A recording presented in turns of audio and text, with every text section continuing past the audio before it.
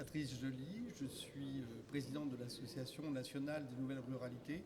qui anime ce qui est désormais le Parlement rural français. Je suis également par ailleurs sénateur de la Nièvre.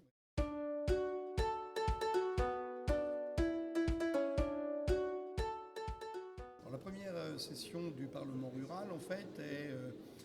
une étape nouvelle dans l'initiative qui a maintenant quelques années qui a conduit à ce que des départements ruraux se réunissent et puis aient envie de témoigner de la contemporanéité de la ruralité, le fait que les territoires ruraux ont un avenir, les territoires ruraux sont aussi capables d'être créatifs, innovants, et que les territoires ruraux en fait ont des réponses à apporter aux enjeux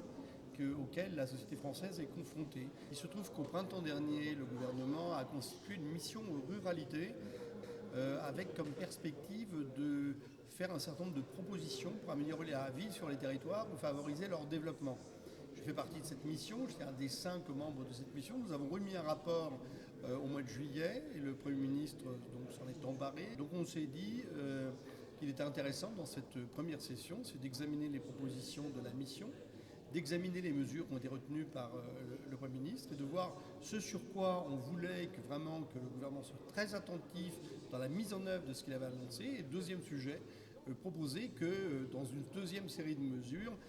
il y ait un certain nombre de dispositions, de dispositifs mis en place qui ne figuraient pas dans les premières annonces.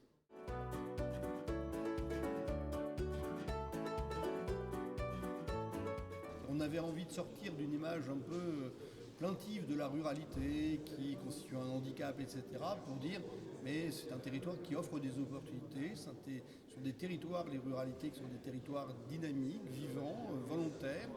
dans lesquels il y a des ressources et on voulait